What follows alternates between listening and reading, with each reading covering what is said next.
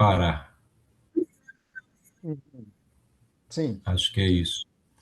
E aí o que me ficou assim é o que que leva, dentro dessa tradição judaico-cristã, a gente ter essa percepção da culpa. Se é a punição, o que eles falam muito do inferno, né? Eu fiquei pensando se era por aí.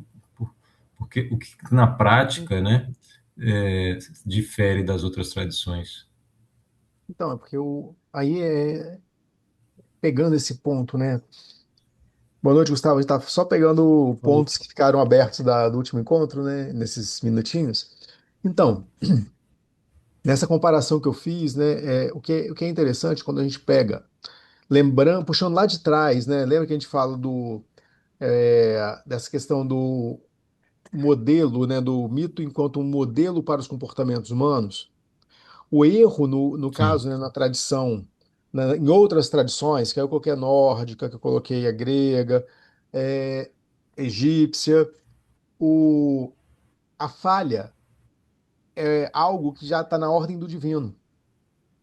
Então não há uma afronta ao divino, porque vem propriamente desse mundo dos imortais, dos deuses. Na tradição judaico-cristã, Deus não falha. Quem falha é o indivíduo. Então, nesse sentido, né, a humanidade ela já tem essa marca, que aí por isso que fala desse pecado original, dessa culpa original, enquanto uma falha que é inerente ao indivíduo. Então, o pecado seria ou como quase uma afronta à perfeição divina. Então, Uhum. por isso que aí você tem esse elemento, né, aonde é, nessa construção teológica a essa cosmogonia ou essa forma.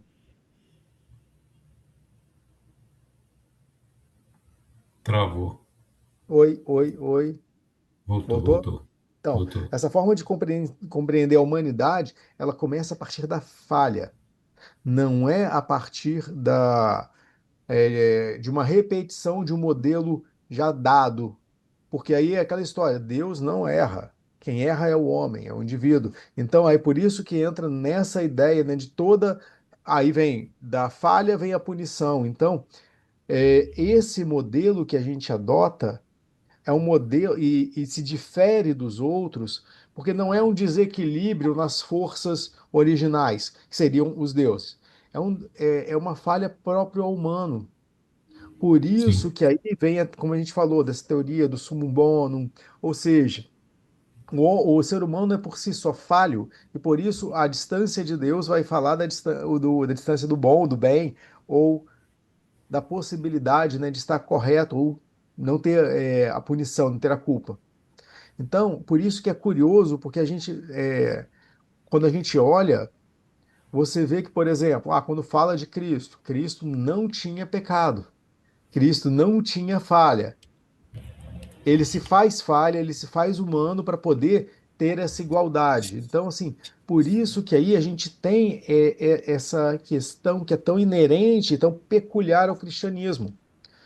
Quando você pega, por exemplo, em tradições, mesmo das religiões afro-brasileiras, você não tem no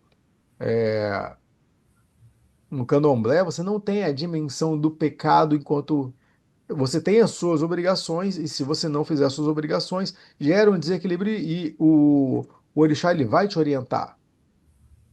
Então, Uhum. é uma coisa que fala muito mais esse equilíbrio do indivíduo com o universo, com a natureza. O problema é que nessa cosmogonia judaico-cristã, é como se o homem ele estivesse à parte da natureza. Por isso que aí, quando fala, né, dessa diferenciação, né, que ele está como se num outro patamar é, da criação, aí você vai ter uma subordinação da natureza a esse indivíduo. E aí gera toda sorte de desequilíbrios. Mas aí você vê, aí o Uhum. pecado, na verdade, né, não é um pecado, por exemplo, contra a natureza. Se em outras tradições, você tinha os bosques sagrados, você tem um respeito pela natureza, você tem um respeito, o sagrado está na natureza. Na tradição judaico-cristã, o sagrado está na relação com Deus que não está na terra. Então, é o Deus Altíssimo, é o Deus que está no outro plano. Então, aí você vê tira essa sacralidade da terra. Por Uhum. isso que aí entra, vamos dizer assim, aonde o desequilíbrio nas outras tradições, ele fala das relações com a realidade, com os outros, com a natureza. Então, aí você tem uma outra configuração. Fica Sim, mais sim. claro? Ficou, ficou. É bem. É uma coisa que é bem interessante quando a gente vai entendendo essa lógica da culpa, como a gente falou. E aí entra muito mais numa perspectiva da ordem do controle, né? Que é o que a gente pega pelas tradições. Que é o Sim. controle, que é a subordinação, assim, a lei, a ordem, né? Mas, A gente pode até dizer que assim, o caminho da saúde mental é justamente tirar esse peso, né, essa culpa e fazer com que a pessoa enxergue que talvez uma ação pode ter trago exatamente um desequilíbrio para ela, mas não uhum, com essa ideia da culpa. exato. Por exemplo, eu tenho uma paciente que me trouxe uma situação, né? Que sempre quando ela tem uma situação financeira muito boa, tal, só que ela se sente sempre muito culpada ou pensa, a palavra culpa vem a ela, vem, mas geralmente ela fala que assim, que não merece o que ela tem, não merece esses privilégios, então ela se censura muito. Ela fala que ela acaba se cobrando muito. Uhum. Só que aí o que acontece? Uma das coisas que a gente vem trabalhando até é uma perspectiva. A gente fala assim, então. E por aí eu falei, quando você fala de privilégio, às vezes o privilégio ele é positivo. A gente precisa abraçar o privilégio porque não é algo que você utiliza nem gerando um mal a qualquer outra pessoa. Você não está explorando ninguém. Você não está tirando algo das outras pessoas. Só que aí vem um pouco, né? Essa percepção, né, dela entender. Aí eu falo, às vezes você pode entender também, eu brinco falando assim, tem aquele ditado que diz, né, que Deus escreve certo por linhas tortas. Eu costumo dizer que Deus escreve certo por linhas certas, a gente que é míope e não enxerga. E às vezes a gente não Uhum. enxerga, né, o que que seria essa atuação, né, que provê essas coisas positivas, né, e às vezes a gente rejeita. Exatamente para compreender essa dimensão indireta da culpa, né? Porque aí é uma distorção, porque a culpa é justamente como a gente falou, seria algo para a gente entender, uma reflexão ética sobre o que a gente vive, o que a gente tem e o que é o fazer melhor, o que nos torna uma pessoa melhor. Então, só que ela ficava somente na punição, ela não passava para reparação ou passava para um estado de compreensão de realidade.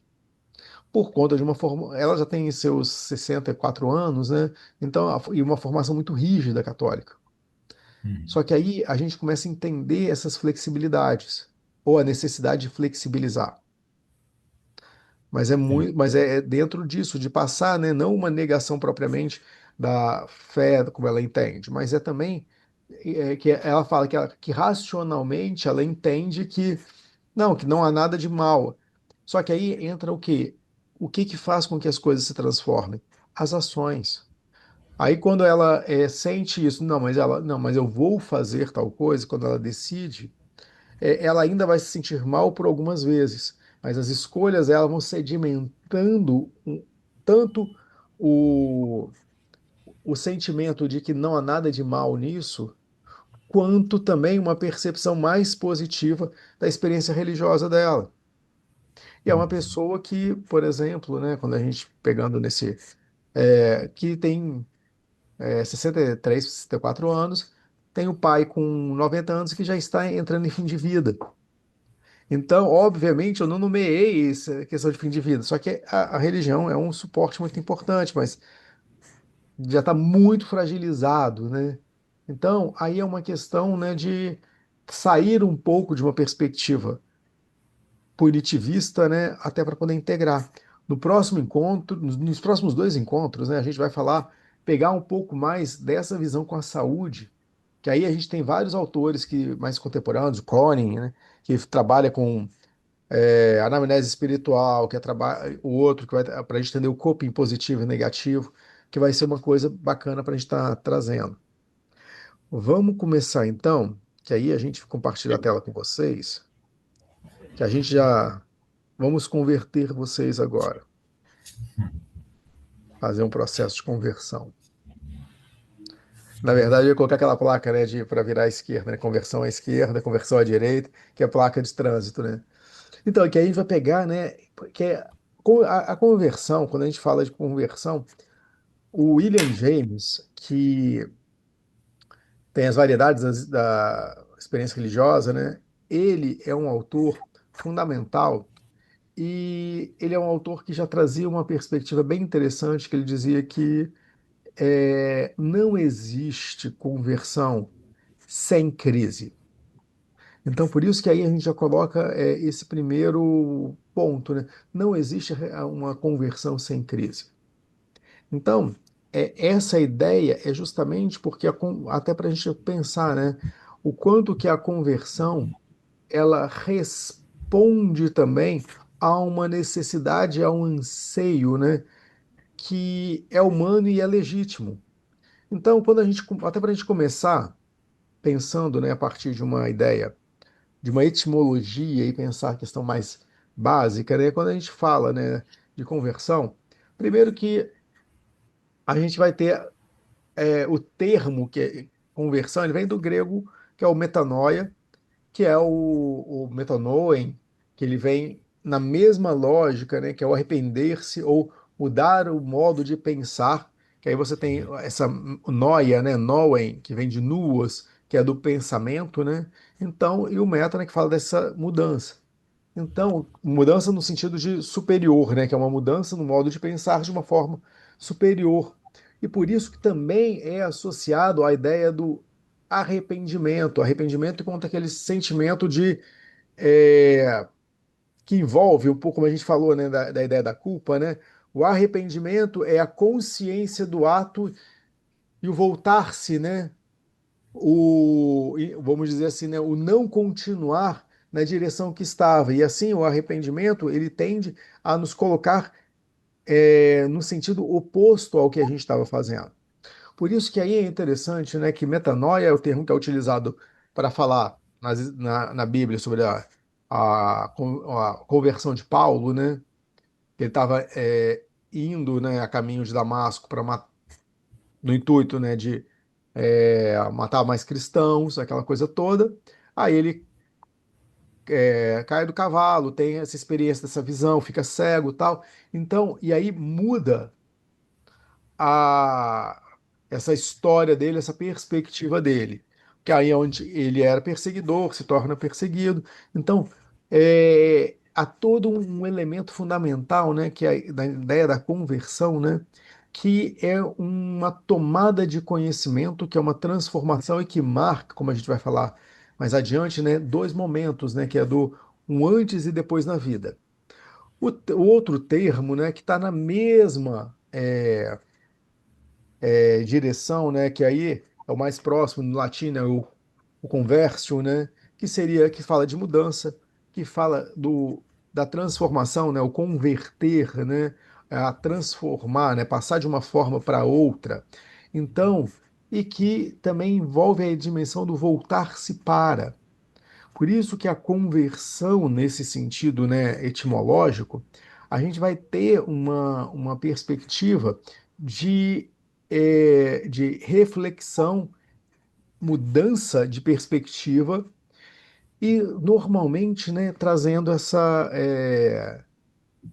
ideia, né, como a gente falou, né, para trazer, pensando, né, da profunda mudança que aí ela não é necessariamente uma ideia, um pensamento.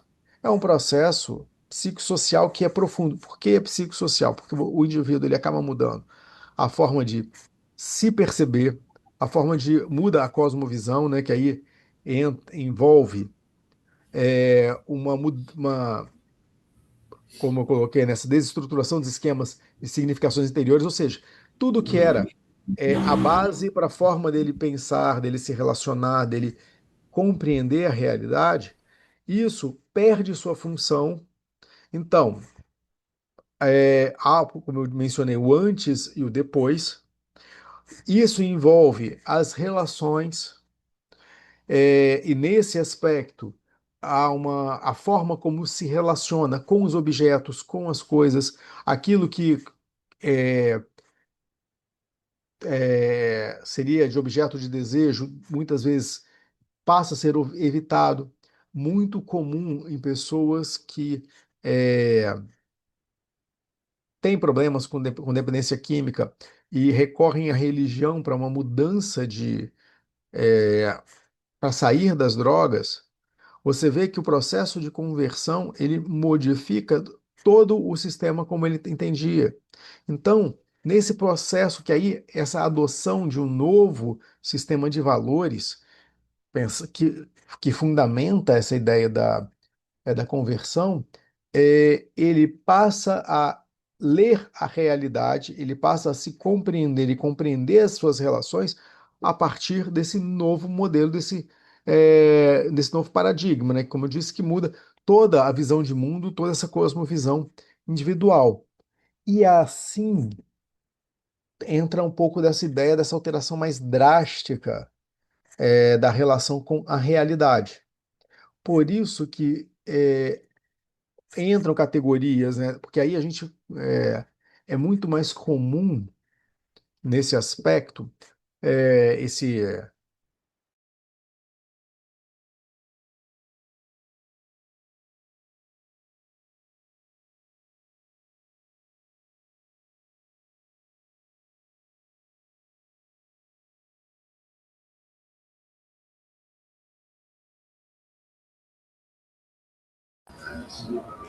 Caiu aí também?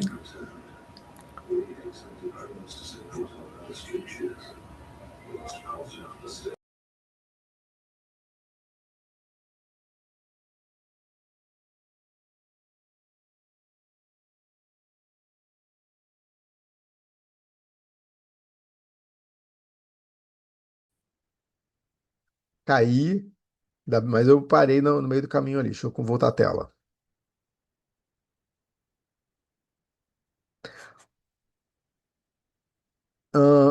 Ah, o que que vocês ouviram por último? Só para eu não ter que repetir muita coisa.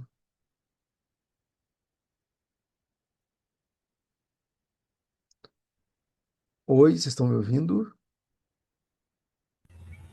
Estava na tela anterior. Ah, não está anterior ainda. Isso. Ah, tá. Não, beleza. Ok. Como eu estava falando, que quando a gente pega, né, esse conjunto de elementos que fala uma mudança, é, que os padrões, os esquemas de significação do indivíduo, eles deixam de ser válidos. Então, há uma mudança nessa perspectiva e que é muito mais comum em quem acaba tendo no novo convertido, uma atitude mais drástica, abandonando muito do que era de referencial de identidade para ele. Por isso que aí sim a gente volta para a tela posterior, que fala, né, que no processo de entender a conversão, a ideia do antes e depois se torna fundamental para diferir ou para trazer nessa perspectiva. Porque aí é diferente, né? Muitas vezes a gente vai falar mais adiante do trânsito religioso, que a mudança da forma como um indivíduo lida, tanto afetivamente quanto cognitivamente, com a realidade, vai dimensionar o que que é essa conversão. Às vezes o indivíduo ele está frequentando uma determinada uma outra matriz religiosa, só que às vezes ele é um frequentador, ele não adotou um outro modo de vida, ele não adotou aquela percepção de realidade. Por isso que aí a gente vê que assim, mesmo que a pessoa às vezes frequente, isso não caracteriza muitas vezes essa percepção, que aí é uma percepção interna que marca, né, a forma como se entende esse processo. Por isso que quando a gente fala, pensando nisso, né, a gente entende que a conversão ela marca, né, como um rito de passagem e traz também essa reconstrução da identidade. Então, marca essa descontinuidade, né, biográfica nítida entre o antes e o depois, que é uma ideia que o próprio William James, lá em 1902, já trazia, pensando, né, que o indivíduo em crise, o indivíduo onde ele está num processo que a gente vai pensar, né, quais são essas outras características, esses fatores humanos que motivariam essa conversão, e que, diante dessas necessidades, há essa ruptura faz com que ele se sinta integrado. Então, o processo, muitas vezes, ele marcando o antes e o depois, o James vai dizer, né, que a conversão é um processo súbito ou gradual, pelo qual o eu dividido, infeliz, consciente de seus erros, se unifica e se sente superior e feliz por adotar novas realidades religiosas. E aqui eu não coloquei mais adiante sobre quando a gente fala dos tipos, porque o William James ele sugere duas formas de conversão que são básicas e fundamentais, que uma, vou começar pela segunda, né, que é gradual, ou seja, que passa pela vontade da pessoa. Ou seja, ela entende que aquilo ali é uma nova possibilidade de vida para ela, aquilo que faz sentido para ela, e gradativamente ela vai adotando esse modo de vida de uma forma contínua. Aquilo vai trazendo significado, aquilo vai sendo sentido como se fosse confirmações para ela, e muito gradativamente ela faz essa transição. Há um sentido de antes e depois? Há um sentido de antes e depois. Por isso que muitas vezes a gente vai, quando se pensa, né? Vocês sabem a história de São Judas Tadeu, Não, santo das causas urgentes? não. É São Judas Tadeu? Eu acho que é São Judas Tadeu. Que ele tem que é interessante, é que ele da causa, na iconografia dele. Se eu pegar aqui, eu já só jogo na tela para vocês, porque. Não, desculpa, errei. São Justo Tadeu é o santo das causas impossíveis, que é do Flamengo. É Santo Expedito, Despedido. causas urgentes, Santo Expedito. Então, deixa eu pegar uma imagenzinha dele aqui, que eu vou jogar na tela para vocês. Vai ficar meio. Como eu não vou editar, eu só vou jogar na tela para vocês conseguirem visualizar no slide seguinte. Porque a história dele é interessante para a gente. Depois eu só deleto e jogo. é, Peguei uma imagem aleatória, então, só para mostrar a iconografia. Então, percebam o seguinte na iconografia ele era um santo romano. Eu não sei se vocês já sabem, né, que todas as vezes que um santo aparece com um manto vermelho é porque ele foi martirizado, ele foi assassinado, foi morto. Então, percebam que ele tem um corvo. Deixa eu colocar aqui uma ponteira. Embaixo do. Eu ia colocar isso, colocar só uma ponteira aqui, que aqui, então, agora dá para ver, né? Então, no embaixo do pé ele tem um corvo. E o que Uhum, está escrito no pé, na boca do corvo é cras, porque os corvos uhum. eles falam bastante, né? O cras. Qual é a história de Santo Expedito? Ele era um é, um soldado romano, não vou lembrar direito a patente dele. Então ele era um soldado romano e que ele sabia que ele queria, que ele já estava em processo de conversão, ele já estava afeiçoado ao cristianismo, ele queria se converter. Só que aí o que que o corvo vinha todo dia e dizia para ele? Cras, cras. Cras, em latim, significa amanhã. Então, é, e às vezes ele deixava para amanhã, até que um dia ele se tocou e falou assim: não, hoje eu vou me converter. Foi, se converteu. Por isso que está escrito na cruz, aqui está escrito hodie, significa hoje. Então, é hoje que eu vou me converter, vai ser hoje. E por isso que ele fala das causas urgentes. Então, que ele não deixa para amanhã. Por isso que quando a gente fala de procrastinação, a gente está falando para amanhã. Então, Fábio, isso também é linguística. Então, filologia. Só que aí é interessante quando a gente entende isso, né? Porque ele já vinha nesse processo e aí chega no ponto que há um marco, né? Que ele adere de uma vez. Não foi uma crise, foi um processo gradual de mudança de consciência, mudança aonde ele se transformou ou se converteu ao cristianismo. Foi dando exemplo, ó, numa época de perseguição, e por isso ele foi assassinado. Então, quando a gente volta pensando numa experiência que ela é gradual, aí eu trouxe o exemplo de Santo Expedito. A outra forma súbita, eu mencionei, que é de Paulo. Ele vinha num processo e tem uma experiência mística, que aí é essa experiência com Cristo. Outras situações são as situações onde a pessoa está numa situação de esgotamento das potencialidades pessoais. Ou seja, que aí ele fala dessa experiência súbita porque envolve uma renúncia, ou seja, ela desiste de dar conta por si mesma, entrega tudo para Deus, eu vou aderir a religião, vou adotar esse modo de vida como sendo a forma que me é significativa. Então, o súbito, ele fala de uma crise instaurada enquanto o indivíduo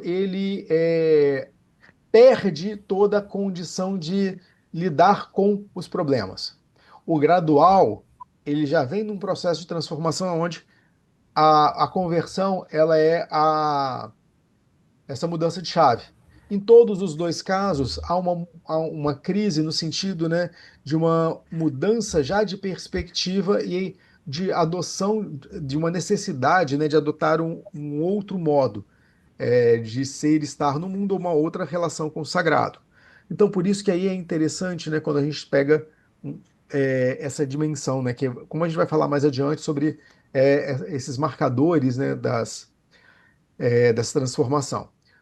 Só que aí, quando a gente fala dessa transformação, a gente está falando que ela não é uma coisa intelectual. Ela ordena os afetos, os vínculos, as memórias, porque muito das coisas que às vezes as pessoas, às vezes elas lembram, né, dos feitos mais como pesar, como erros, né, do que algo que seria positivo, algo que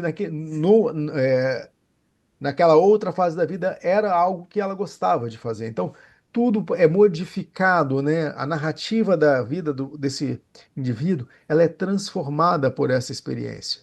Por isso que, como eu coloquei, né, convertido, ele literalmente passa a contar a história de si mesmo por um novo ponto de vista. Seja independente dessa origem, né, que se ela é um pouco mais racional como escolha ou como se fosse para sair dessa crise pessoal, envolve as mesmas estruturas em termos de reordenação de realidade. Só que aí a gente vai entender também, né, uma ideia de uma diferenciação, que eu preferi colocar logo no início, né, para a gente separar o que que é conversão de adesão.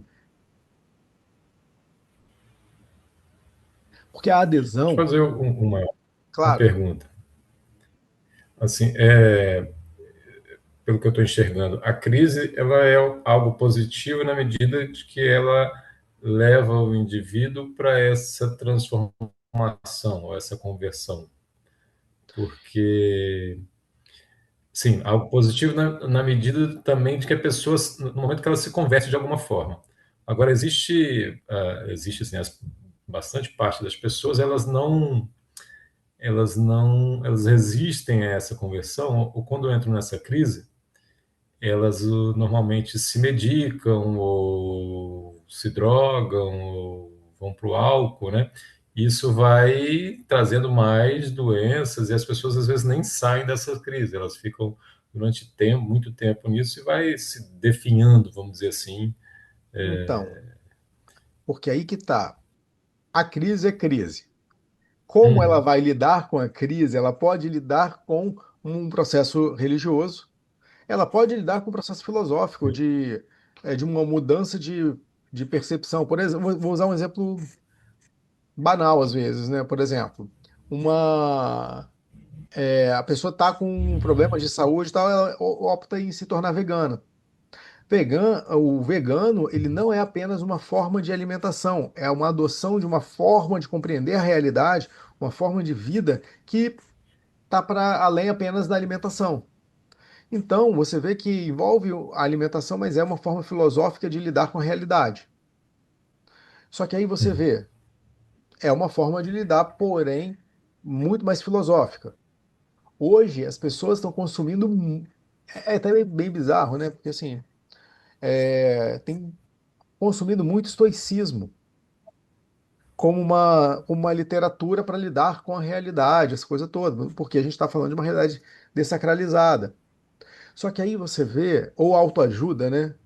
Que aí alguns entram. Então, aí a gente está falando que a conversão religiosa, ela é uma saída que ao longo da história humana foi saída para as crises a partir da religião, só que existem outras formas de sair. Até o processo psicoterapêutico, muitas vezes, é uma saída da crise sem o referencial religioso.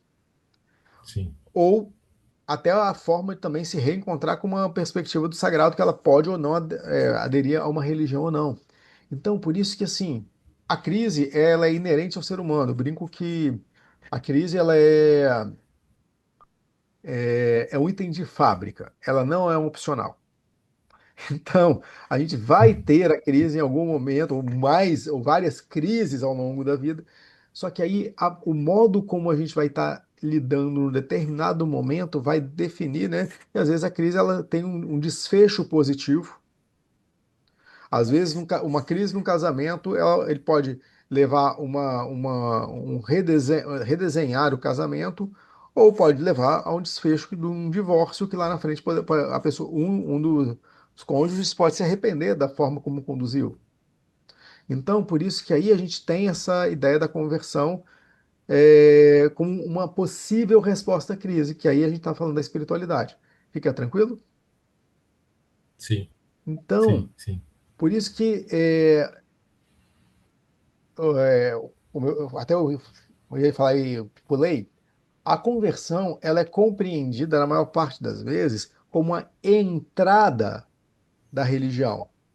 Só que aí o que que acontece, né? Nem toda a entrada ou essa participação do indivíduo ao meio religioso constitui o processo de conversão. E aí a gente vai distinguir dois pontos, né? Que é essa adesão que fala do trânsito ou da movimentação do indivíduo na religião e que fala, né, de qualquer forma de participação ou assimilação em um grupo religioso sem alterar sistematicamente o estilo de vida da pessoa. É como se o peregrino que vai transitando pelas religiões ou pelas denominações, criando uma vivência própria e subjetiva. Salvo engano, o Edênio Vale, que é um autor muito legal, que é mais a psicologia social, ele tem um artigo. Eu estou escrevendo um texto dessa aula, eu estou produzindo um textinho, já estou na quinta página dele, para pegar essas coisas da conversão. Então, o Edênio Vale, ele fala que o brasileiro médio, a experiência religiosa dele do bricolage. Ou seja, né, ele vai montando dos lugares que ele frequenta, ele não se preocupa com a teologia, ele vai pegando aquilo que funciona da espiritualidade e ele vai fazendo um mosaico próprio para a vivência pessoal dele. Por isso que ele vai transitar, muitas vezes, né, a gente tem uma adesão a um determinado grupo, mas que isso não caracteriza uma conversão. Às vezes uma pessoa que se diz de uma matriz cristã, frequenta uma religião, vai à Umbanda, que de matriz afro-brasileira. Só que aí o que acontece? Mas ele não se entende como convertido, ele gosta de frequentar. Ele vai num centro espírita, ele vai numa igreja, só que não há um processo, ele se movimenta e não há uma mudança no estilo de vida propriamente dele. E ele vai se dizer, não, eu sou uma pessoa espiritualizada, mas o estar nesses lugares não significa uma mudança significativa. Por isso que aí a gente vê que a pessoa ela pode se aderir a grupos sem ter passado por essa ideia da conversão. Porque aí ele está muito mais relacionado a essa dimensão do grupo e possui uma perspectiva de espiritualidade própria. Hoje é muito mais comum a gente ter as pessoas que se dizem sem religião, porém têm uma espiritualidade. Só que aí é nesse mesmo sentido, né? Às vezes ela pode aderir a um grupo, ela está presente, só que não tem um processo de conversão. Porque, como a gente estava falando, né? A conversão ela exige necessariamente, em termos quase conceituais, né, uma mudança de ideologia, de valores, de estilo de vida, né? Que abandona, né, um certo universo discursivo, né? E vai adotando um sistema novo, como que ele entende como certo. Por isso que diferente, né, que aí pegando no essa ideia, o convertido, né, é o personagem da ruptura, que se integra e se submete a uma nova orientação religiosa. Muitas vezes o que a gente mais vê é essa coisa do peregrino, né? A pessoa que vai migrando, né? Eu lembro, minha avó era engraçada, minha avó, ela nunca soube que igreja ela era, porque ela frequentou Wesleyana, ela frequentou, quando a metodista Wesleyana tinha uma força ainda, ela mingou bastante. Metodista Wesleyana, ela frequentava Assembleia, ela frequentava um monte de coisa, né? E depois aí ficava com aquelas igrejas sem bandeira, né? São as igrejas mais independentes. Só que era aquela coisa, não tinha uma identidade com nenhum grupo religioso ia, né, frequentando perspectivas diferentes de acordo com a comodidade que ela tinha. Então, isso fala muitas vezes, né, de uma forma de lidar com a espiritualidade e que para muitas pessoas que estão dentro cresceram dentro de uma religião e que vão migrando, eles não passaram por esse tipo de experiência religiosa. Então eles nunca não foram aspas convertidos, eles cresceram e estavam aderidos, né, a um grupo religioso. E aí é por isso que essa ideia, né, de mudança, né, não se aplica tanto, ok? Que aí a gente já tem duas figuras, porque quando a gente fala necessariamente da conversão, a gente vai ter essa ideia dessa mudança. Aí é curioso, por quê? Porque é muito mais frequente a gente vê a pessoa, né, quando nesse quesito da adesão, ela muda de acordo muitas vezes com o líder religioso, de acordo com o pastor, de acordo com o centro que ela está frequentando. Então, assim, não há não há uma crise propriamente, às vezes só tem um desencanto. Então, assim, ela vai migrando de acordo com a vontade, que aí a gente vai falar da desconversão, que aí é um outro problema, né? Aí a gente estava falando da crise, né? Que aí é a crise que movimenta a ideia da conversão. Então, a gente pode pensar, né, pegando algumas categorias mais simples para a gente pensar, que é essa crise existencial e sofrimento pessoal que vai estar desencadeando, né? Que pode ser essa crise, né? No momento onde a pessoa está vivendo, ou seja, ou um trauma profundo que oriundo de perdas, muitas vezes o questionamento dos valores que ela até então ela vivia, que estava se perdendo. Então, nessas situações, a gente está referindo muitas vezes a essa questão da dor ou de doenças é, graves, ou seja, né, que aí fala, né, de elementos, de necessidades humanas, né, necessidades físicas, por isso que é muito comum em grupos que se orientam por uma visão muito mais a partir da ideia do milagre, né? E que oferece o milagre como um conforto. Então, que a pessoa vai buscar para tentar lidar com esses sofrimentos.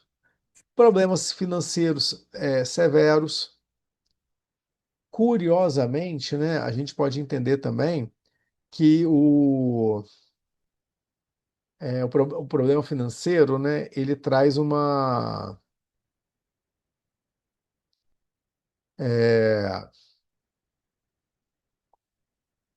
é, é um fenômeno curioso, porque assim, quando uma pessoa, se um indivíduo ele se converte para uma determinada religião, aonde o padrão é um pouco mais rígido, aí a pessoa para de fumar, para de beber, o dinheiro começa a resolver, né? Porque você vê que bebida é cara e cigarro é caro. Então você começa a ter uma gestão financeira porque você começa a entender assim, o que está acontecendo ali. Então, é uma outra relação também com o dinheiro. Mesma questão, uso de drogas. Por isso que muitas vezes o próprio fechamento de algumas instituições que são relacionadas a essa a rigidez com a regra moral, para muitas pessoas elas precisam daquela regra moral excessiva como um norteador para ela conseguir se reorganizar.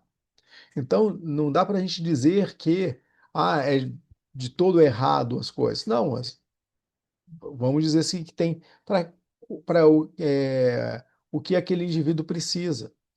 Então, da mesma forma, envolvimento com criminalidade. E aí a gente tem tanto conversões por conveniência, que é como ocorre muitas vezes com indivíduos mais famosos, né, que acabam indo é, se- são presos e acabam entrando, né, para determinadas religiões para poder, vamos dizer assim, ter uma limpeza da imagem, né, uma limpeza da barra dele socialmente, né? Só que aí o que acontece? Mas é muito comum diante numa crise dentro do sistema prisional, pessoas se converterem de forma sincera. Então, esses envolvimentos, né, que aí acabam trazendo essa busca. Por quê? Porque a conversão, nesse sentido, oferece alívio para aflições, aí que vai substituir essa questão da ansiedade, da culpa, da confusão por uma sensação de paz interior e harmonia. No sentido porque essa quebra do antes e depois, essa quebra do velho homem, como Paulo dizia, né? Que aí, quando o indivíduo ele fala da vida passada dele, da vida presente, é uma forma de tentar negociar também consigo mesmo e com Deus, né? É a forma de lidar também com a própria responsabilidade, com a culpa. Então, nesse sentido, né, é um momento, né, que é onde o indivíduo ele reconhece essas limitações e busca na religião como uma tábua de salvação. Então, é um fator que envolve a questão de crise, dessa crise existencial ou sofrimento pessoal nessas necessidades humanas. Uma outra perspectiva que envolve também a questão de uma busca de sentido ou de racionalidade. Então, fala de uma necessidade do ser humano é, que ele vai ter de ordenar o mundo e compreender esse próprio destino. E aí, isso quer dizer o quê? Uma necessidade de coerência. Muitos vão se converter a uma nova religião buscando um sistema, né, que traga respostas claras e coerentes para as dúvidas existenciais. O que acontece nesse sentido, né? O exemplo que aí você tem, por exemplo, né, tem até estudos que falam sobre isso, tem uma tese acho que uma tese sobre o espiritismo no Brasil, que fala justamente que muitas pessoas que se converteram ao espiritismo é, como uma experiência onde a doutrina espírita explicaria melhor ou tiraria melhor as dúvidas existenciais, até essa dimensão, né, por que tem essas injustiças, do sofrimento e também da vida após a morte. Então, essas explicações, né, que essa busca por um sentido ou uma explicação melhor acaba motivando. Aí não é só pensando, isso porque a gente está pegando muito nesse prisma ocidental. Muita gente, diante dessa crise, acaba adotando também, por exemplo, religiões orientais, né? E aí, quando você pensar num budismo, aonde é bem diferente da nossa matriz, mas essa perspectiva da explicação do sofrimento, da conduta, da forma de lidar com a vida, com a morte, então traz também a possibilidade de um entendimento de uma racionalidade e que possibilita, né, que haja um outro horizonte e também uma vivência mais íntegra, né, de um sentido é, de não estar dividido por dúvidas no seu cotidiano. Por isso que, como a gente falou, tem a crise, tem a ideia do sentido, né, a busca de sentido e racionalidade, ou seja, de compreender racionalmente as coisas. O outro ponto que é bem comum, né, que entra na questão da decepção com a religião de origem. Ou seja, né, que aí a gente tem dois pontos, né? Que aí esse trânsito religioso, nessas mudanças, que primeiro que ele envolve, né, a perda de confiança na religião anterior. O indivíduo vai se afastando e entender que assim, tanto os rituais ou os líderes da religião, seja eles de berço ou qualquer de berço no sentido que é muito comum, eu fui criado numa determinada denominação, então eu fiquei ali e aí é o que eu conheço. Só que chega no momento que aquilo ali se torna insuficiente, ou vem os escândalos, né? Então, e aí isso faz com que haja tanto trânsito, ou seja, uma adesão para outras perspectivas religiosas ou mesmo um afastamento. Só que aí essa religião de origem, né, acaba não trazendo mais esse conforto e ou respostas para as angústias reais. É curioso, né? Que é engraçado. Por isso que eu falei que a gente tem tanto uma conversão que a pessoa pode buscar, uma religião que tem crescido bastante, que a gente vê muito pouco no sentido assim, que é o islamismo no Brasil, ele tem ganhado uma presença, até porque o Islã dos países é, árabes e o Islã, pensando assim, né, dessa comunidade muçulmana que é muito maior do que os países árabes, tem uma perspectiva muito mais de uma religião pessoal. Você não, a forma como o indivíduo ele se relaciona vai ser muito mais pessoal e aí a gente vê em Vitória a gente já tem bem recente a mesquita que foi construída que a gente vê, por exemplo, em São Paulo tem muitos muçulmanos, então, inclusive, que faz trabalho social conjunto com a Igreja Católica, né? Tem um sheik que não me recordar o nome dele, que ele até envolvido, bem envolvido com o trabalho do padre Júlio Lancelotti. Então, tem esse crescimento que aí fala de uma perspectiva de entender por um outro viés, né, essa realidade. E aí envolve muitas vezes, né, quando coloca na ideia das crenças frias, né, é quando a prática religiosa ela começa a se tornar tão desprovida de sentido, ela é tão esvaziada aonde aquilo dali vira rotineiro e que basicamente, né, é a religião pelo grupo, né, por estar ali. Então, isso não representa uma, uma produção de sentido concreta. Por isso que, nesse ponto, o indivíduo ele já começa a se sentir fora do grupo. E também por essa ideia da crise de legitimidade, né? Ou seja, né? Escândalo, aí vem a questão das corrupções, vem várias coisas que faz com que, ou até mesmo a rigidez doutrinária, né? Faz com que o indivíduo ele não se sinta pertencente. E aí há uma tendência que a gente vai falar mais adiante, tanto a um processo de desligamento e aí uma conversão a uma outra religião, ou adesão a uma outra religião, ou simplesmente um desligamento. Que aí a gente fala, né, que seria uma conversão à descrença, né, ao ceticismo, que é muito comum, muitas pessoas. Na psicologia isso é extremamente comum. A galera que tinha uma história religiosa, ela começa a entender que as coisas não são dessa forma e muitos entram para uma perspectiva do ceticismo, porque a visão religiosa não é suficiente. Nesse meio tempo, a gente vai vendo várias perspectivas que se colocam. É, mas, enfim,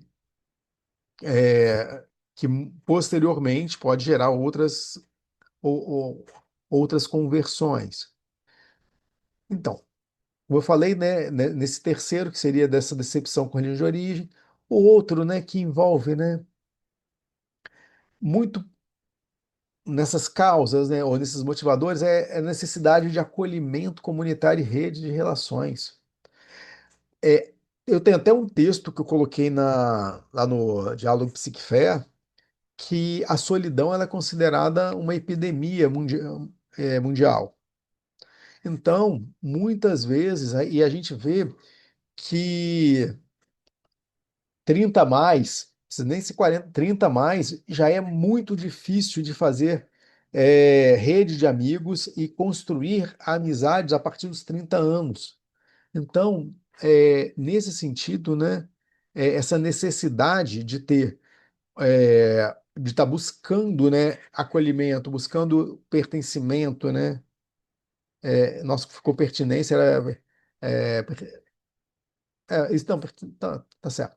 Então, que aí envolve um ambiente acolhedor, ou seja, né, o indivíduo acaba sendo seduzido por esse senso de comunidade e pela oportunidade de formar novos laços de solidariedade genuína. Isso é muito forte, isso faz com que aí você vê que, como a gente falou da crise, essa é uma crise que ela não é tão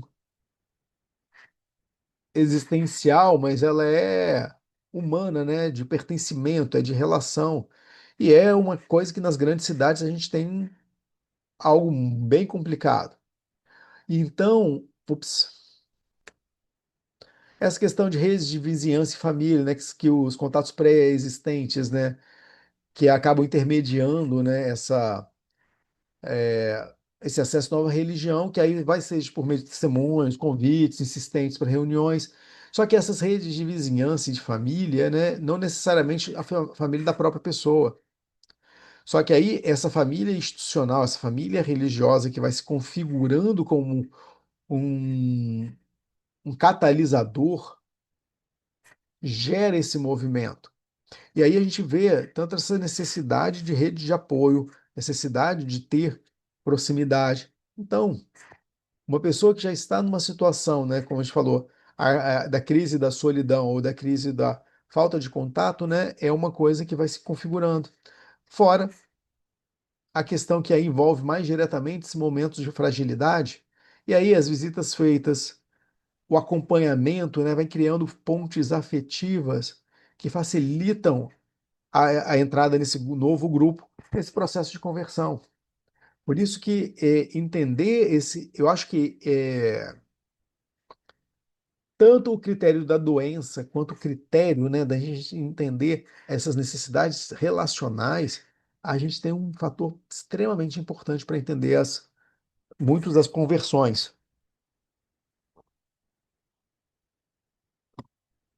Eu lembro, né, que teve alguns anos atrás,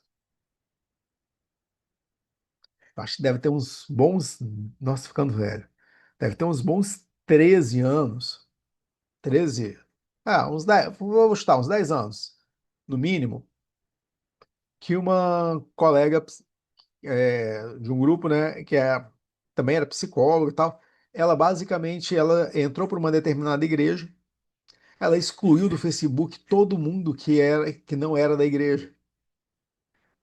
Colegas de profissão que tinha convívio, ela cortou todo mundo, porque a partir daquele momento ela queria contato com aquelas pessoas.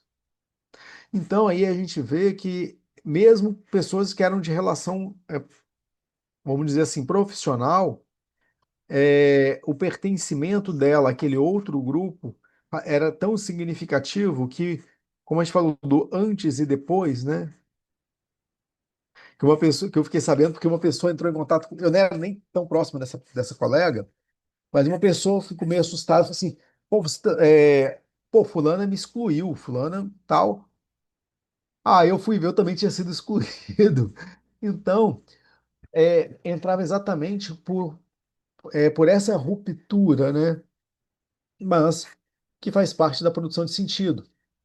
Aí tá muito nessa mesma linha, mas aí é uma coisa mais específica que envolve, né, essa questão na terceira idade, que é lidar com a solidão, que é encontrar companhia e pertencimento numa comunidade de fé, lidar com o medo da morte. Então, muitas vezes, até estando já numa comunidade, até para ter essa segurança, né, para esse fim de vida, de alguma certa forma, né, porque se sentir útil, né, tendo a oportunidade de ser ativo ou produtivo de alguma forma, né, nessa vida comunitária.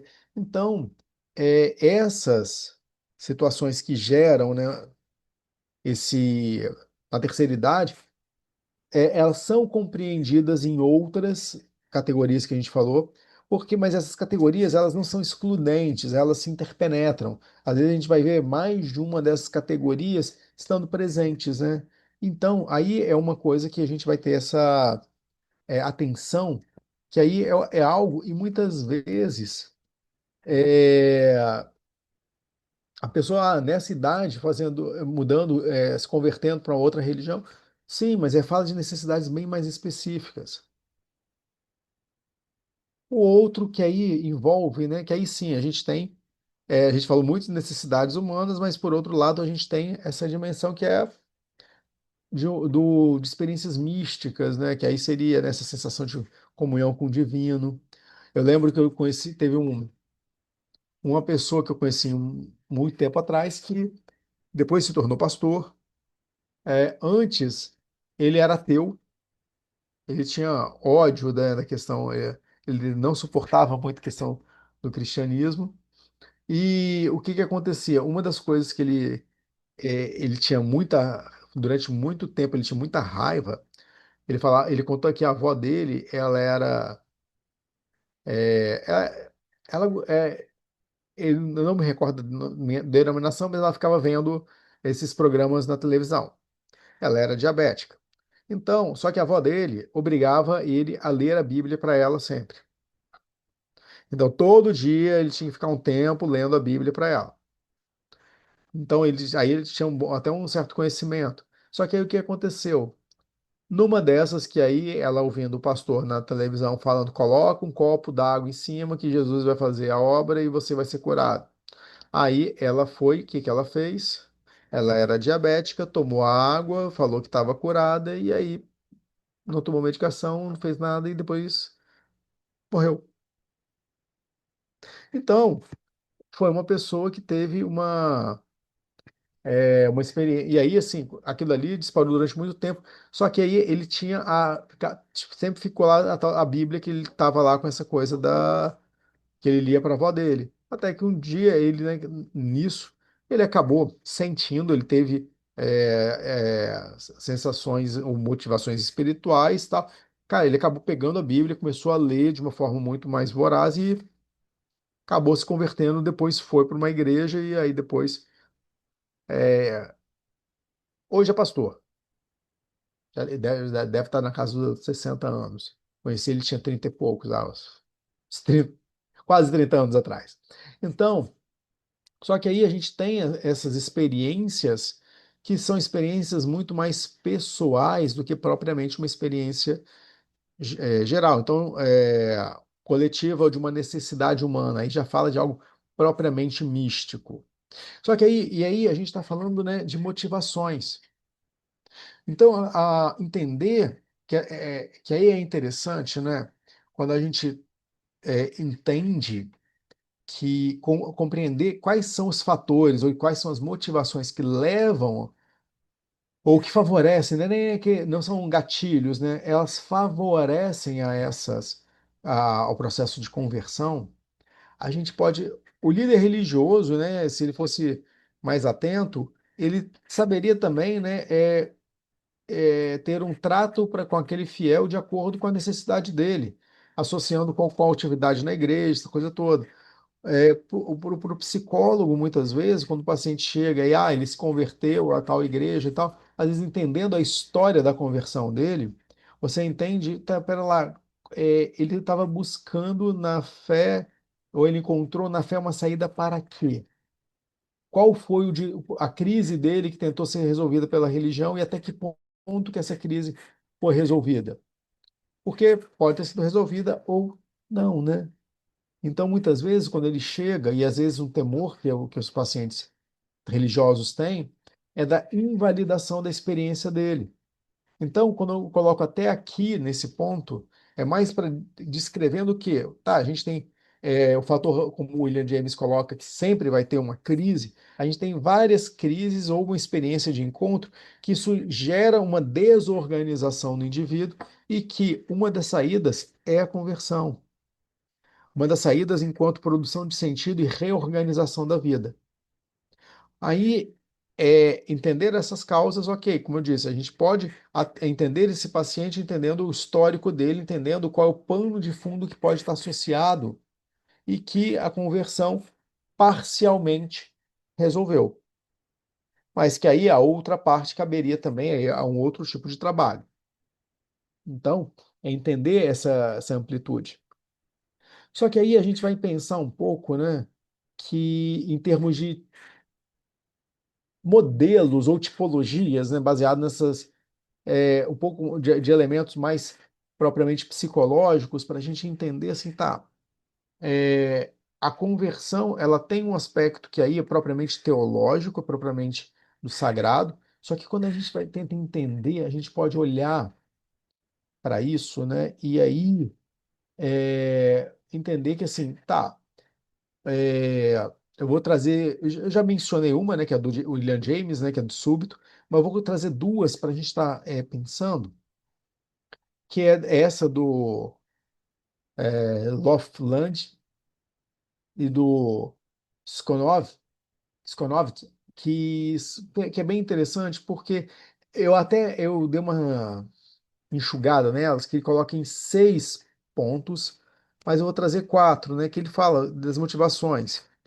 É, que envolve muito mais um aspecto intelectual, né, que seria uma busca pela racionalidade, que é muito parecida com como a gente falou de sentido. A conversão ela vai ocorrer muitas vezes de acordo com estudo e reflexão, adotando um novo sistema porque ele oferece respostas mais lógicas. Muitas vezes, nesse aspecto, né, é um processo muito mais individual. Às vezes, você vai ver, o indivíduo ele começa a estudar alguma coisa em relação ao budismo, às vezes ele está estudando alguma coisa. Aí a gente tem, por exemplo, né, é, o pesquisadores, ou como foi o Pierre Verger, né, que teve uma conversão ao candomblé, você tem pessoas que, através da proximidade, do estudo, de entender esse sistema simbólico, muitas vezes ele se identifica com ele e acaba se convertendo a ele. O outro fator, traduzindo, né, que aí envolve essa ideia da, que seria quando a gente fala no individual, que é ressaltando, porque essa ideia do é, Loveland e do Skonov envolve tanto uma questão, como eu estava colocando aqui, sim, que é a mudança de crença, tal, mas um aspecto que é aí da pressão social. Nesse campo que envolve o intelectual, ele não é é muito mais, a pressão social é mínima.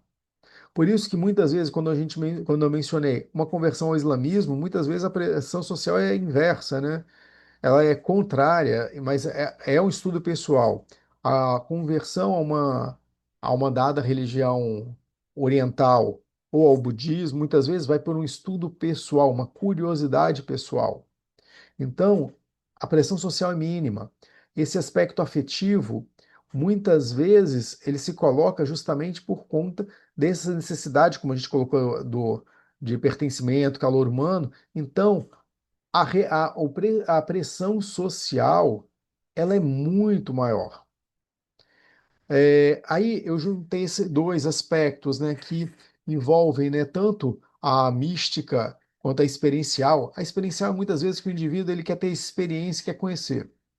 Então, essa busca por uma experiência, ou que aí envolve tanto essa ideia da no ter o contato, às vezes tem uma curiosidade. Seja, por exemplo, muitas pessoas tinham curiosidade em relação, por exemplo, à União Vegetal, ao Santo Daime, e acabaram, pela experiência, né, acabaram se convertendo a essa religião. Então, que aí a gente vai ter, que envolve tanto uma curiosidade, uma experiência, quanto uma experiência mística associada. O indivíduo que vai frequentar, por exemplo, né, tem a curiosidade quer experimentar para conhecer. E aí vai, por exemplo, começa a frequentar uma gira da Umbanda. E muitas vezes acaba, pelo que vê ou que ouve no tomador do passe, essa coisa toda, acaba também se convertendo e assim vai para as mais diferentes denominações. Então, ou religiões. Só que aí você tem uma coisa, né, que a experiência e o estar nesse contexto. No caso, a experiência mística, ela tem um pouco menos dessa pressão social, mas a experiencial, por estar junto ali, vai trazendo, né, esse caminho muito próximas, essa ideia do grupo. E aí a gente tem dois elementos, né, que é do coercitivo, né, que aí tá, do estar num grupo, e aí como esse grupo é um movimento mais do grupo, né, tá se convertendo, né, e o revival, que é justamente, né, quando ocorre é, dentro, às vezes, né, é uma reconversão para dentro, né, aonde as pessoas têm, vamos dizer assim, que esse movimento meio que de avivamento, ou movimento mais carismático, ou evangelical, que aí dependendo, por exemplo, da literatura, o que a gente chama no Brasil, a gente fala algo carismático muito sendo associado à Igreja Católica. Mas em outra literatura de outros países, carismático é o movimento evangelical, é um movimento que envolve muito mais essa questão de uma espiritualidade é, com fenômenos de falar em línguas, essa coisa toda. Então, entra um pouco nessa linha. Então, o peso do grupo, a carga emocional, ela é muito maior. Então, você vai ter experiências, né, que aí é o grupo dos amigos, aí é o grupo, a família. Então, mesmo dentro de uma igreja, a gente vê que aí isso é, o peso para uma mudança de perspectiva acaba sendo muito grande. Aí é curioso, né, que aí a gente vai falar de outras tipologias, né, que eu acho que é até a próxima, que é bem interessante, pegando que tirar, da Daniele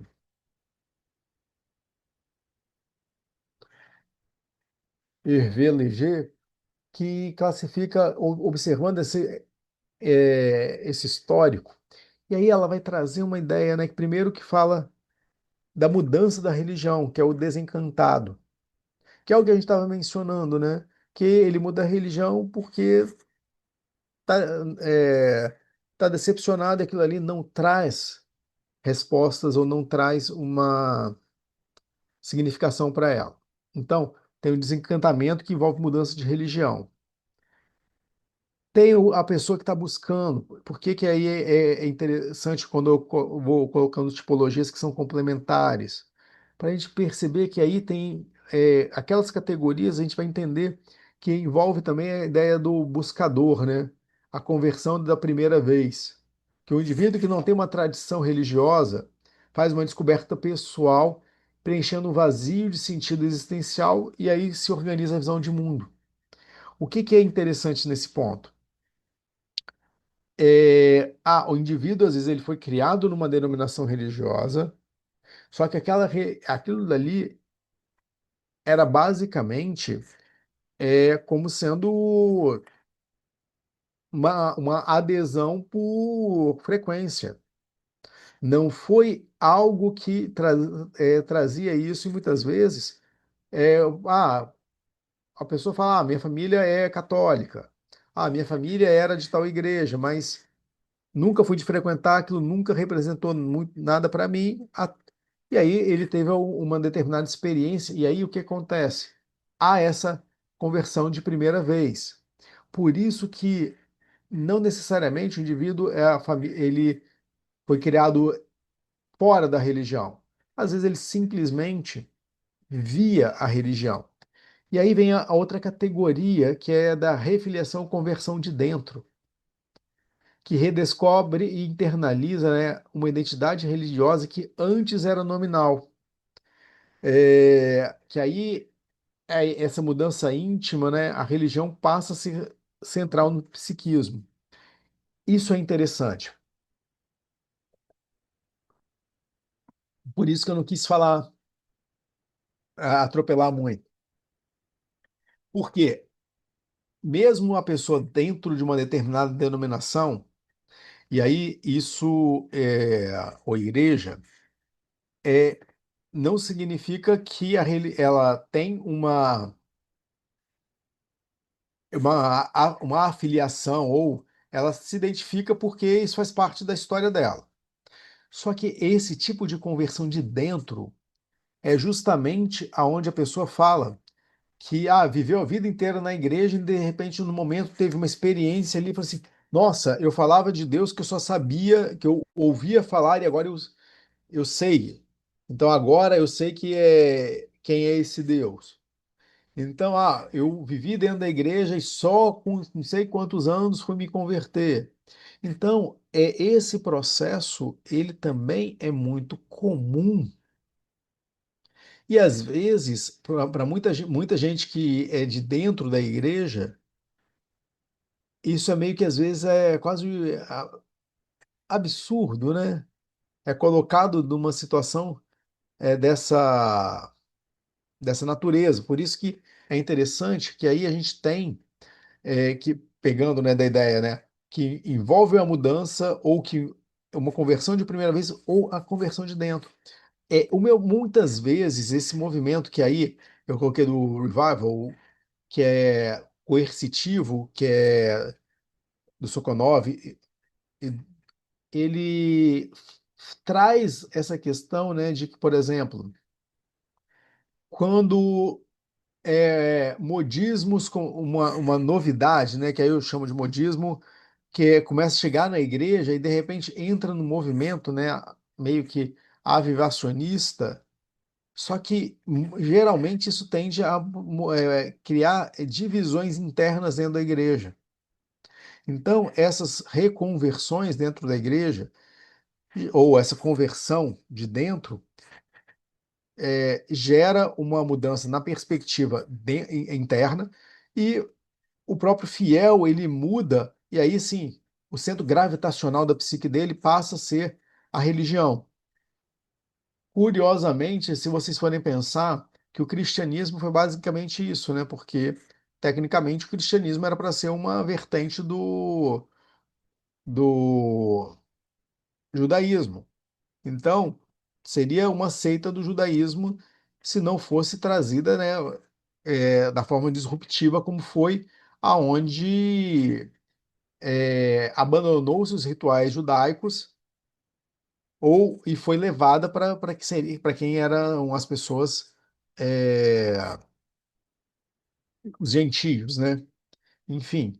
Então, aí a gente tem, pensando na ideia da conversão, tanto como a gente falou, esse pano de fundo, como a gente vai entendendo, né, a possibilidade de situar, né, qual é a categoria que envolve essa necessidade e, de repente, entender que isso envolve o desencantamento, uma busca ou um despertar religioso. Aí, qual é o risco? O risco é a gente atribuir, especialmente a essa categoria nova aqui, que é da conversão de dentro, esse despertar, a gente atribuir o critério de fanatismo. O fato da pessoa redimensionar a experiência dela, muitas vezes, né, a gente tem uma tendência a falar de fanatismo, a gente tem que tomar o cuidado, por quê? Porque isso pode também ser um preconceito que a gente estabelece com a pessoa. E aí, a princípio, especialmente quando a pessoa está nesses primeiros momentos no processo eh, da conversão, aquilo dali é emocionalmente forte e significativo para ela, e é essa ideia, por isso eu falei de uma certa, eh, de atribuir o valor de fanatismo, é muito ofensivo.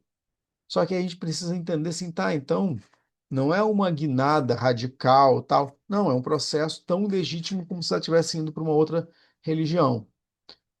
Mas aí tem essa tendência. Até aqui, tá ok? Ok, ok. Sim, Tranquilinho. Pouquinha coisa, né? Então, vamos pensar agora, né? A gente vai para o outro lado, né? Outro, que é a ideia, né, da desconversão, né? Ou a reconstrução da identidade.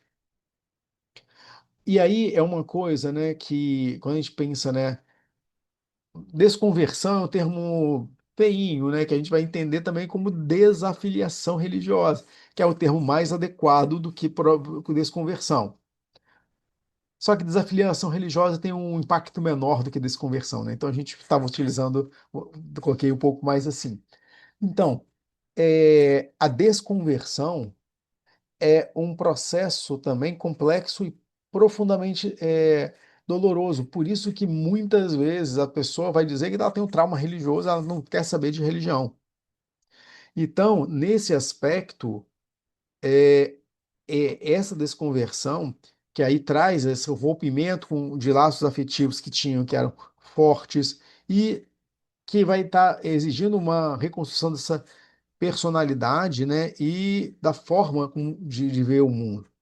Então, é como se literalmente, né, a pessoa fosse lançada para fora, né? Então, por isso que essa desafiliação, que a gente vai ter a gente vai pensar também nessas categorias, ela traz esse conflito que envolve, né, tanto trazendo esse pico de tensão imediatamente, né, pouco antes do indivíduo sair do grupo, quanto, né, nos meses seguintes ao desligamento, ou anos seguintes.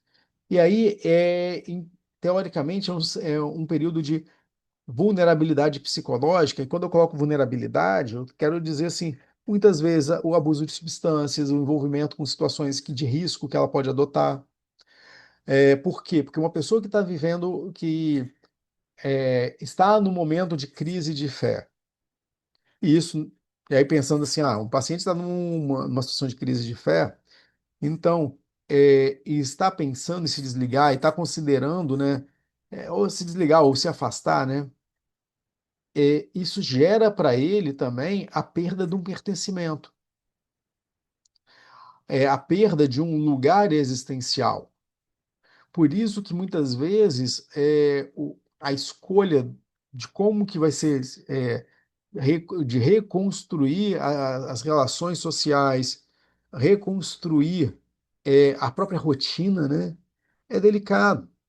Por isso que nesse ponto entender, né, que a essa desafiliação, a desconversão, envolve um processo de luto. Por isso que eu falei da perda da comunidade, de um sentido de vida, e de uma cosmovisão estruturante. É como se tudo que ele viveu até naquele momento já não faz mais sentido. E aí, viver essa questão da desconversão é uma coisa que às vezes assim envolve experiências bem bizarras. Por exemplo, eu passei por algo desse gênero há muito tempo atrás. Foi muito interessante, por exemplo, que eu rompi, me afastei, e era uma coisa por duas vezes. Teve uma situação que foi bem curiosa. Como eu me afastei da denominação, que era uma igreja batista, uma pessoa que eu considerava amiga, estava eu e um amigo meu que continuava na igreja. Num corredor de supermercado, a pessoa veio, falou com esse meu amigo e fingiu que eu não existia. Então, quando a menina saiu, o cara falou assim: O que que você fez com ela? O que que aconteceu? Eu falei assim: Nada, eu só saí da igreja. Aí eu fiquei invisível. Então, são processos que, obviamente, durante muito, eu fiquei sem querer pisar nenhum. Eu rompi com todas as instituições religiosas durante uns 8 anos. Então, foi uma coisa bem radical. Só que aí é o que a gente está falando, né? Envolve uma rede, um redimensionar de relações de uma perspectiva de mundo. Então, até para a gente entender também, né, como a gente falou, tudo tem uma tipologia, tudo tem um modelo, tudo tem categorias, até porque são tanto, como a gente falou da conversão, dos fatores que movimentam a conversão. Esses fatores são muito complexos. Não existe uma conversão igual a outra, assim também a desconversão, ela caminha da mesma linha. Então, pegando aí, vou pegar um pouco do Alejandro Frigério, que ele traz a desconversão basicamente pegando dois tipos, né? Um que é a desconversão voluntária, que é justamente quando o indivíduo ele vai aderindo a novas estruturas de plausibilidade, nova identidade, novas relações, vai reconstruindo uma religiosidade desinstitucionalizada, está repetindo porque a fonte, né, às vezes dá um. Eu estava usando outro aplicativo e aí a fonte ela vai repetindo. Então, e nesse ponto, o que acontece? Essas experiências é, passam ele passa a prescindir da vivência institucionalizada. E muitas vezes aí a gente tem, tanto pensando, né, de uma religiosidade desinstitucionalizada ou também de uma perspectiva agnóstica ou ateísta, aonde ele passa a abrir mão dessa visão espiritual. E aí esse é um processo que aí é muito mais voluntário, que é como eu falei, né, que é muito comum com várias áreas, né, que envolve é, humanas, né, psicologia é bem comum e que gera esse desligamento. A involuntária, né? É, só fazer uma coisinha aqui para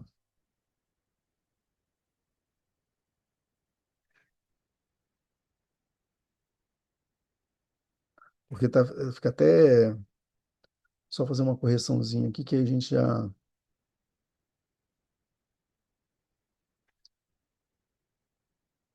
Ah, agora melhorou, que só mudei a fonte que fica mais fácil de.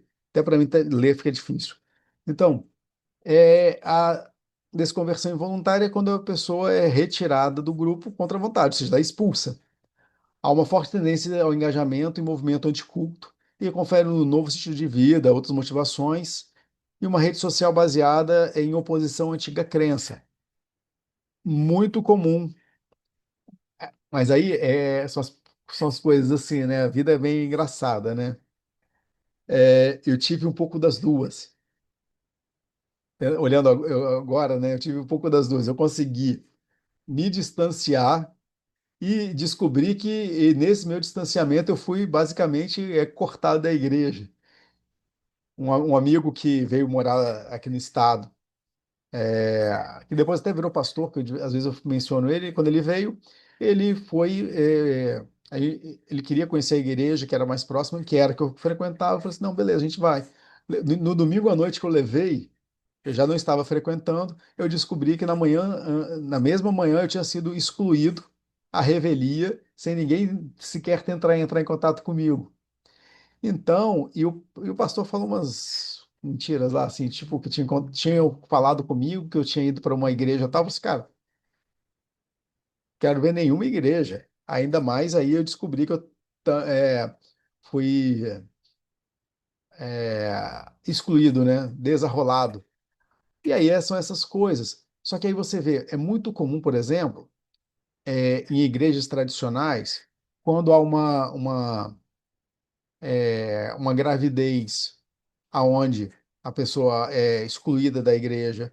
É muito comum, por exemplo, quando o indivíduo, né, acaba de alguma forma assumindo a sexualidade. Então, nesses pontos, há uma crise justamente que é essa revolta, né? Porque é basicamente uma desconstrução, uma derrubada, né, desse, é, dessa forma de como se compreende a realidade. Então, são dois processos bem comuns e presentes, né? Só que aí a gente tem uma terceira via, né, que é do protestantismo brasileiro, né, que é a figura do desviado, né, que é o afastado, que aí é muito comum como Assembleia de Deus e outras mais tradicionais que utilizam essas classificações, porque o indivíduo, que aí pensando, né, a figura, e muitas vezes a pessoa se refere a si mesma, né, eu estou desviado da igreja. Ela, teoricamente, né, tá fora, mas ainda ela tem uma certa relação. Porque, primeiro, né, colocando nessa ordem cognitiva, né, o sujeito deixa de ser convencido, né, pelas propostas doutrinárias da igreja, decidindo se afastar por não acreditar mais naquele modelo de salvação. Então, a pessoa ela é vista como desviada. A outra, né, é, no sentido que o ex-fiel que é de uma forma mais altruísta, né? O ex-fiel ele acredita que a doutrina é correta, mas assume que não conseguir viver à altura das exigências morais. Se afasta voluntariamente, né? Aspas por amor ao grupo, para não enfraquecê-lo. Mas aí e aí continua nessa ideia, né? E a outra seria a desafiliação imposta, que aí vem propriamente a expulsão, que não é uma coisa propriamente, né, que aí, como eu falei, da gravidez ou associado à questão da sexualidade, mas é um mecanismo que se volta exatamente para manter uma certa pureza doutrinária no grupo. E isso, quando você pega em denominações mais progressistas, né, é extremamente questionado. Por quê? Porque não é uma coisa relacionada a uma ideia de espiritualidade, é muito mais uma dimensão de controle. Aí a gente tem essa figura, né, pensando, né, é, que envolve, né, a ideia do desviado ou do afastado, que às vezes a pessoa ela se identifica, né, de alguma forma, né, com esses lugares, mas que é, se retrata como sendo a palavra está me faltando. Ainda há uma certa relação histórica ou vinculada com esse grupo. Por isso que não é é, é, a própria instituição vê a pessoa como sendo um desviado e que muitas vezes essa ideia seria, porque ele vai voltar um dia, pelo, aspas, pelo amor ou pela dor, né? Mas que isso está presente, mas está dentro do próprio contexto que seria pensado a desconversão, o indivíduo que não compreende tanto esse lugar. O que a gente vai pensar, né, que até então a gente é, traz muito a ideia tanto da conversão quanto da desconversão. A conversão, como a gente falou, ele tem um critério simbólico que é importante, que faz processo de significação para o indivíduo.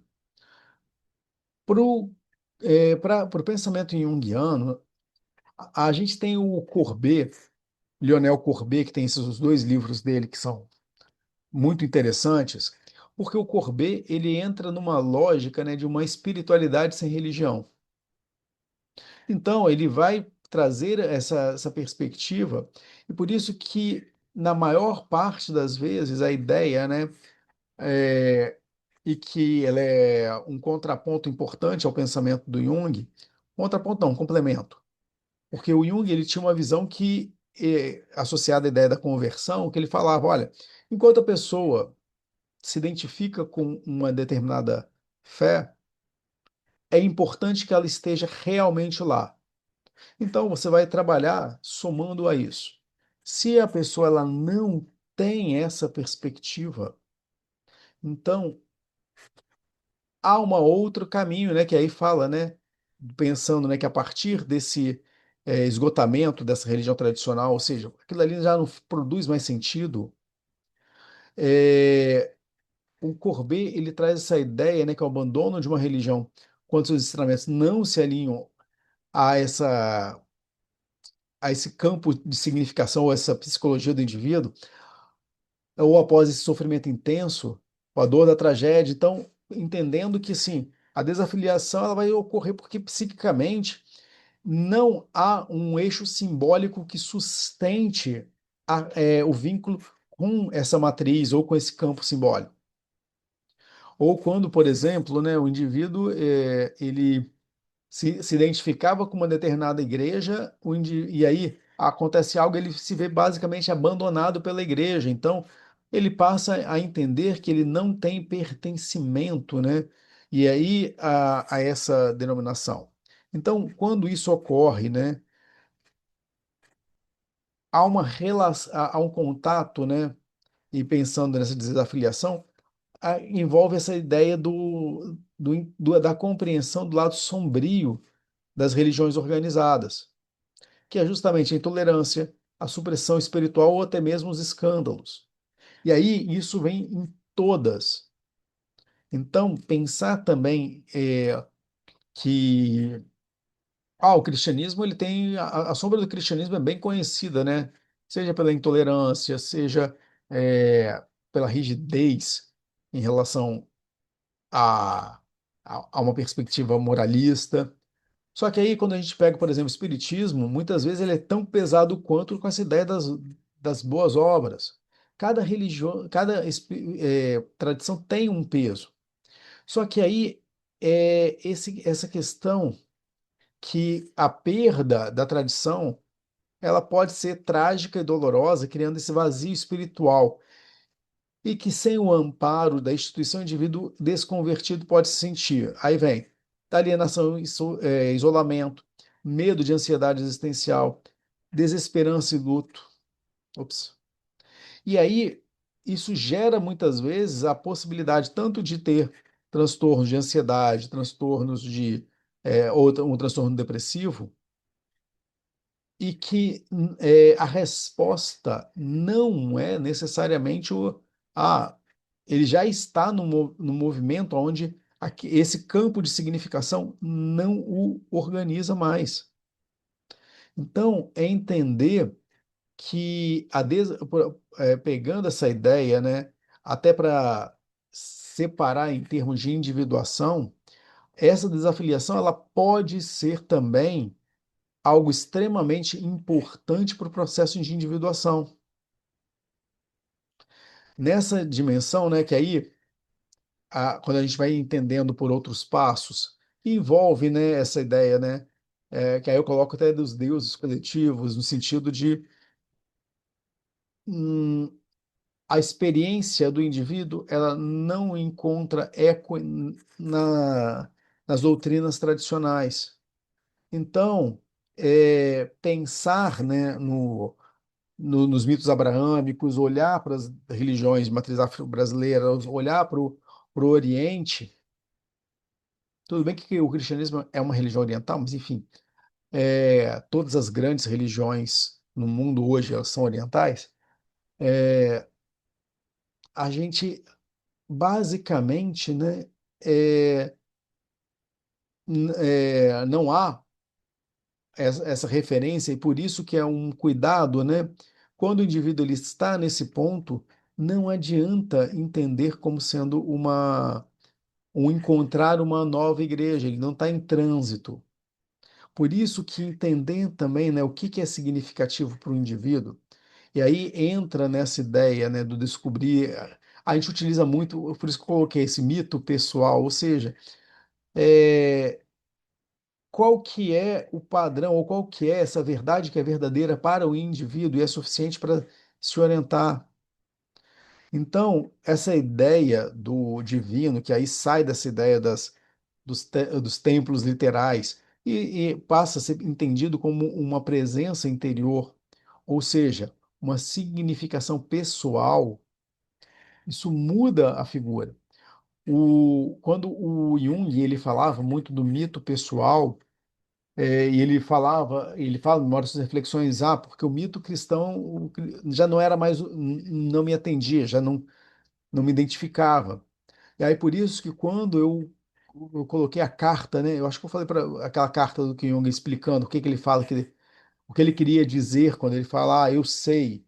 Então, aí a gente entra numa compreensão que a desconversão envolve também um processo de criar uma significação a partir é, da própria experiência pessoal.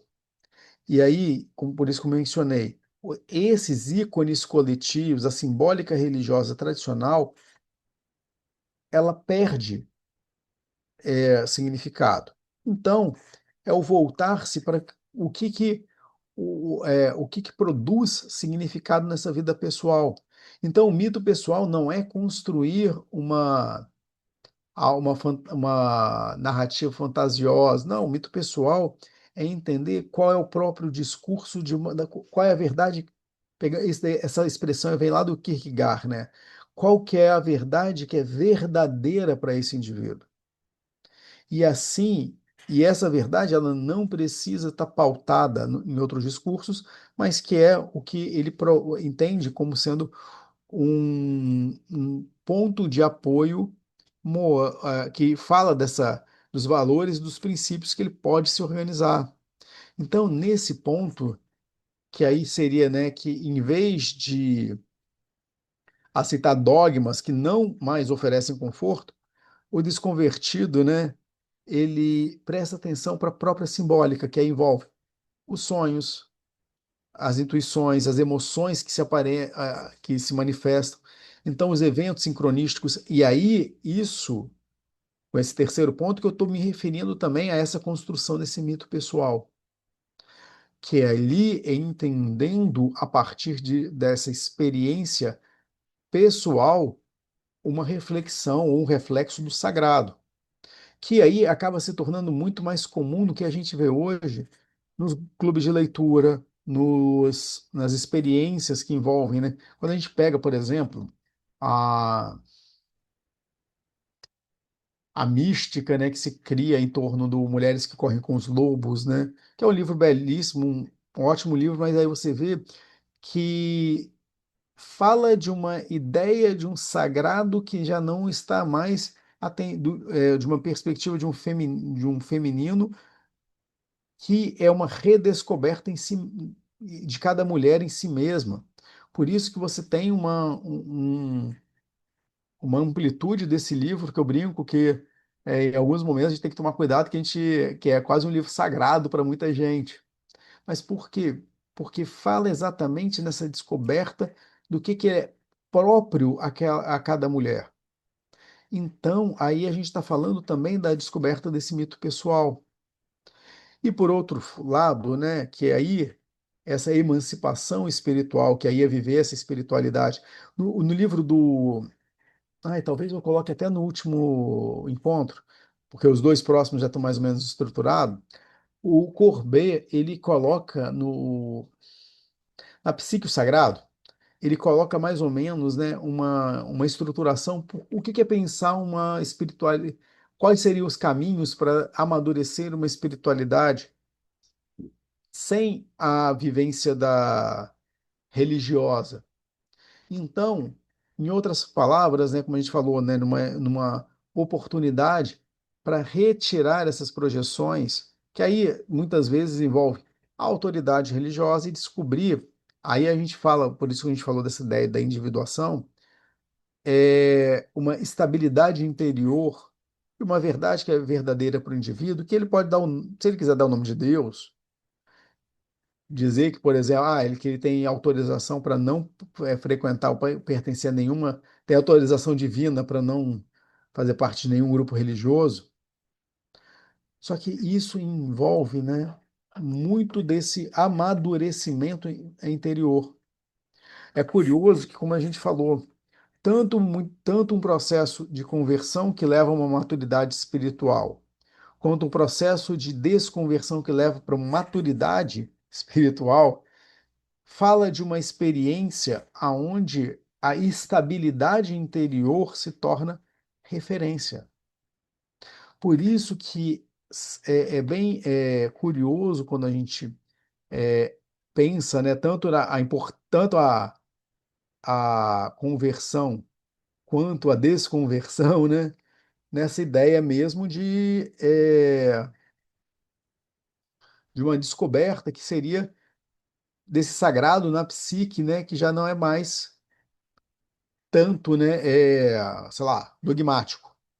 Então, como a gente falou, né, sai dessa aceitação cega à ideia do dogma e entra numa perspectiva que fala, né, da vida simbólica, que aí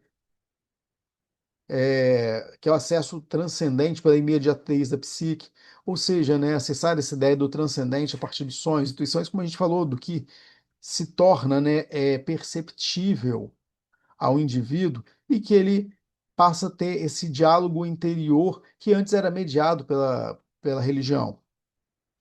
Como eu falei, sem necessidade. E sair, né? Acabei repetindo um pouco, né? Porque é exatamente isso. Essa redescoberta é o que a gente colocou no último ponto da anterior. É uma oportunidade aonde o indivíduo ele assume a responsabilidade por si mesmo e não por conta do medo do que vai vir no futuro.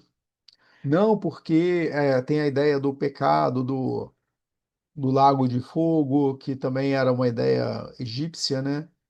O lago de fogo e enxofre era uma ideia egípcia que o cristianismo, de certa forma, incorporou. Mas é um pouco dessa ideia que aí, quando o Jung ele fala em individuação, que não necessariamente, né, ele trabalha nisso enquanto uma ideia propriamente religiosa, como a gente falou, mas ele tem um aspecto que, se vocês forem, vocês não vão lembrar, né? Que se vocês forem lembrar lá do primeiro encontro, quando a gente falou de um monte de conceitos, o Jung ele falava de religio ou religio como sendo uma atitude da consciência a esses fenômenos que são atribuídos como religiosos e que falam muito mais dessa relação do indivíduo com ele mesmo. Então, que podem ser nomeados como anjos, como potestades, como demônios, todos esses processos ele entendia a partir de uma perspectiva que que possibilita uma conexão do indivíduo, né, com essa realidade propriamente psíquica e que fala do que a gente falou de uma construção de uma vida simbólica, que pode, insisto, né, como eu falei, pode se dar tanto com a religião ou sem a religião. Por isso que essa ideia, né, que envolve é, a ideia do confronto com si mesmo, o encontro com o self, né, que aí envolve a questão do confronto com a sombra, que aí o Jung ele vai falar lá no Aion, né, no Estudos do Simbolismo do Si Mesmo, que ele fala sobre uma ideia da crucificação do ego, aonde é um estado, né, de suspensão que estabelecendo essa relação com o self, até para sair do campo dessas projeções, seja dos próprios defeitos e trazendo também para si mesmo a ideia do que também sou. Por isso que entender, né, desses aspectos que são mais dolorosos, às vezes nem dolorosos, às vezes são vergonhosos, às vezes quando a gente entende o quão isso a gente falou quando a gente falou do mal, né? Quando a gente entende a nossa mesquinhez, a gente também está lidando, né? Quando a gente entende quando o nosso mal, a gente começa a amadurecer uma perspectiva mais humana. Por isso que essa transformação da personalidade, que envolve muitas vezes a ideia do nascimento psíquico, que geralmente é atribuído aos sonhos, que envolve crianças, que envolve o, uma transformação de perspectiva, aonde, com a crucificação do ego, no sentido de um estado de suspensão, aonde há uma percepção da, da limitação do ego e dessa realidade do self, é possível entender, né, um, um redimensionar da relação com a realidade. Por isso que aí, quando o Jung ele utiliza a ideia de metanoia para descrever uma crise de individuação e essa individuação, onde ele fala, pô, da metanoia, que está falando do mesmo termo que envolve conversão, a gente está falando de um processo que é humano, que é de um reconhecimento dessa instância que o Jung nomeou como self, e que propicia essa ideia que não é melhor, que perpassa toda e qualquer religião, que seria um ponto comum. Por isso que Jung nomeia a ideia dessa totalidade psíquica ou de um princípio de organização. Por isso que ele fala da imago Dei, ou seja, dessa imagem de Deus, mas que necessariamente é, coloca uma responsabilidade pessoal e envolve necessariamente um amadurecimento. Como eu falei, quando o Jung ele traz isso para a psicologia, ele está descrevendo um processo que prescinde da religião, ou seja, torna a religião, é, vamos dizer assim, né? Ela não é necessária. Só que é o mesmo processo que acontece por via da religião nas conversões, como a gente falou, que a conversão ela é extremamente benéfica, tanto que o Jung ele fala, olha só, minha atitude é positiva com todas as religiões. Por quê? Porque ele entendeu que esse movimento ele é necessário para o ateu quanto para o religioso. Se o religioso, dizendo que assim, não estou dizendo da desfiliação, estou dizendo desse contato com essa instância que a religião ela propicia. O problema é que muitas vezes a religião, quando ela se torna, né, muito mais pautada nos valores morais e gera mais sofrimento do que possibilidade, então a desfiliação ela se torna uma possibilidade, né? Até para o indivíduo manter a saúde dele, porque quando como a gente vê, muitas vezes a gente vê pessoas que passam a vida inteira na igreja e se tornam pessoas piores, né? São pessoas rígidas, são pessoas que não conseguem ser amáveis, nem consigo mesma, nem com os outros. Então, por isso que essa ideia, né, que aí a gente traz da conversão, que aí hoje eu consegui não passar do tempo, é algo que é bem interessante para a gente ampliar e entender que, como eu falei, né, metanoia é um termo que é, amarra com a ideia da conversão, só que aí fala também, sobretudo, de um amadurecimento psíquico, né, e possibilidades. Como que foi para vocês isso tudo? Uma bomba de informação. Muita viagem? Não, só muita coisa, né? Pois é. Isso porque originalmente eu pensei em colocar só em 1 hora e meia. Eu falei assim, é ruim de eu conseguir falar esse monte de coisa em 1 hora e meia. Eu vou ter que cortar tanta coisa. Que eu falei assim, não, vamos 2 horas mesmo, que aí no texto que eu estou escrevendo sobre a aula de hoje, já estou na quinta página, né? Então eu vou beirar umas 8, 9 páginas para poder. E não vou entrar muito em detalhes de exemplos, como eu falei, é mais um texto para ter uma ideia assim. Mas aí, qual é a impressão que dá para vocês quando pensando nisso tudo que eu falei? Além de que ser muita coisa.